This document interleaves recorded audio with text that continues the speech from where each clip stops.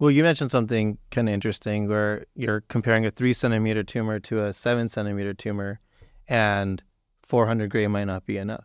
So, I mean, what's your calculation? I mean, what are you going to do for that 10 centimeter tumor? Are you going to give 1200 gray? So let's start with something less crazy, right? Yeah. And work our way up to the 10 centimeter tumor, right? Sure. Let's say single segment, you do a mapping procedure. There's one segment going to segment 5. Sure. And there's a 4 centimeter tumor in there, right? So let's say it's a sphere, and the volume of a sphere is 4/3 pi r cubed, right? And so if it's a 2 centimeter tumor versus a 4 centimeter tumor, it's 2 to the power of 3, so it's 8. Never do math, right? Yeah. Live, but it's 8 times the volume, right? So Sure. even though you're saying it's only 2 to 4 centimeters, 8 times. it's 8 times the amount of tumor, right? Yeah. And so you may need to have much more dose. And so we found, at least in our study, and I think this is a start, I don't want to say it's the end-all be-all, but you need to get up to 700 gray to the actual tumor. Maybe not necessarily the segment, but the tumor. And you can start playing around with the numbers to see what sort of radiation dose will need you to get to 700 gray to the tumor, and that'll kind of help guide that discussion. So if you have a 4 or 5 centimeter tumor, you're going to be up in the 700-800 gray range. But for a 2 centimeter tumor, pretty much anything you do is going to be 700 gray-ish.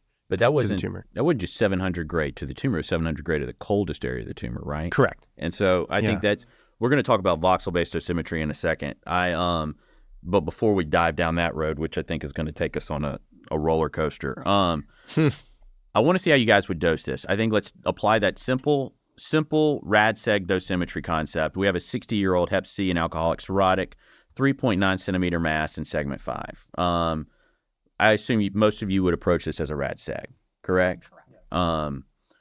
This was the mapping, and here's my run. It had a single feeder. I know our reflux there, so you're going to have to ignore the reflux, but single feeder. If my perfused volume is right around 215 mLs, how would you dose this? Where would you dose where you are now? Child PUA patient. Well, I showed you what I did, but tell me what you would do. You can be critical. 600 to 800 gray, 484 gray is totally fine with me. And then, your variable is, okay, how much dose, but then what's your particle load, right? So that's your other variable that you can be. In our practice, this would be most likely a glass Y90, which we would probably pick first week, Thursday or Friday. So most likely, again, I can't do the math in my head, it's probably going to end up being a 5 or 7 GBQ vial. And I think the more of these you do, you start to get a gestalt, right? Because you said 5 or 7. That's exactly what I'm feeling. This feels like a 5 GBQ and that's vial only, to me. and not because it has nothing to do, I'm not smart. I just did this 1,000 times. And so it's just pattern recognition, right, at this point. And so we know that I've had similar patient like this 100 times over, and I know like a 5 or 7 worked for me. So a couple of things I think are worth mentioning. I agree with the approach completely, but you have a single feeder, right? So we didn't see your cone beam. I'm assuming you did a cone beam CT to assure you had complete, although it looks like you did. Of course I did. I always do No, it. but I want to, we talked about that person just coming out of fellowship, right? Yep. So remember, Yes, single thank you. feeder, cone beam Please. CT, you confirm, and I agree. I would target that 600 range, probably a 5 GBQ vial. I tend to dose first week Fridays with glass. I think it's an ideal day for dosing, but it's also the day I have the room. So it's kind of a lot of it is going to be also, when are you going to get that room time? So I would have approached this single vial 5 GBQ radiation segmentectomy with a target dose of at least that threshold of 400, but usually in the 600. And to play devil's advocate, let's say I wasn't using glass. Let's say I was using resin for this case. And as a rule of thumb, just because, as you said, you do enough of these, you get a gestalt for it, I just divide everything by 2. For your targets for glass and resin. And I think it has to do with the differences in the properties, the number of spheres, radiation per sphere, et cetera. There are some trials coming out that will help guide it, whether you need to do tumor dosing specifically with resin or if you can do single compartment.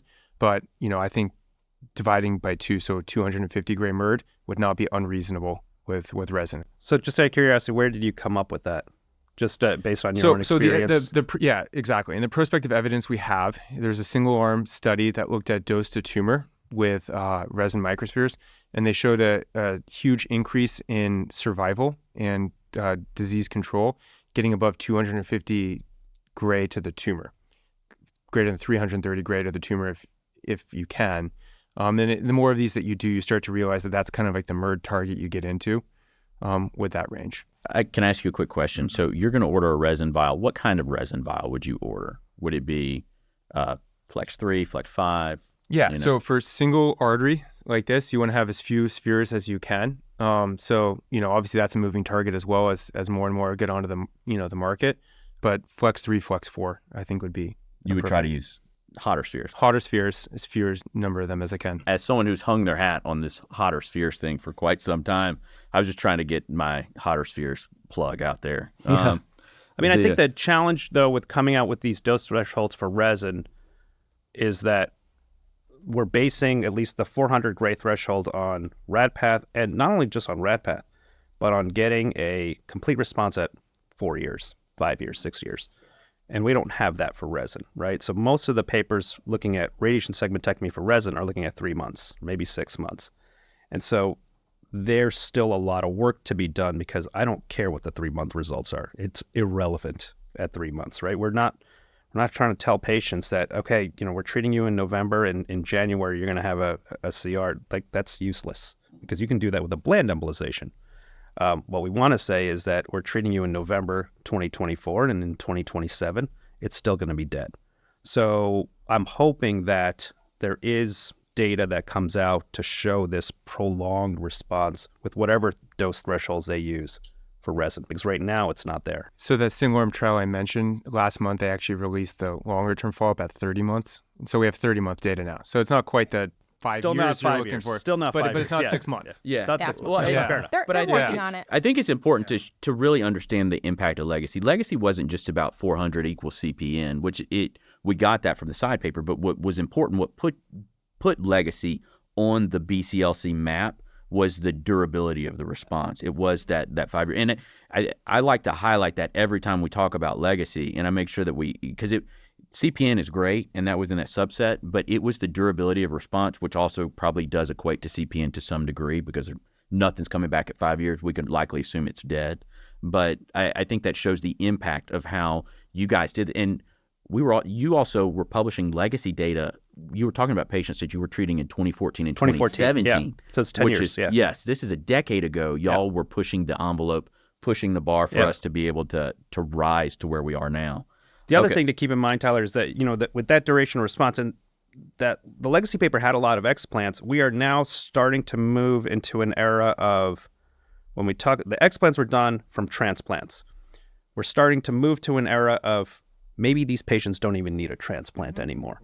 And so at UCLA, we are in talks of changing our selection criteria.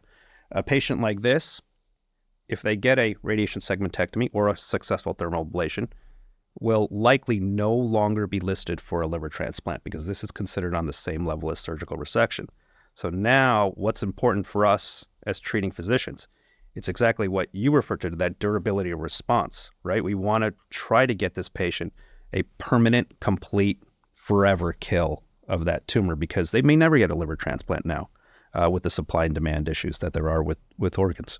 I just had to second in the community. I mean, that's what happens most of the time. These patients are not going for liver transplant. They need the durability of a treatment, and frankly, they don't want a liver transplant.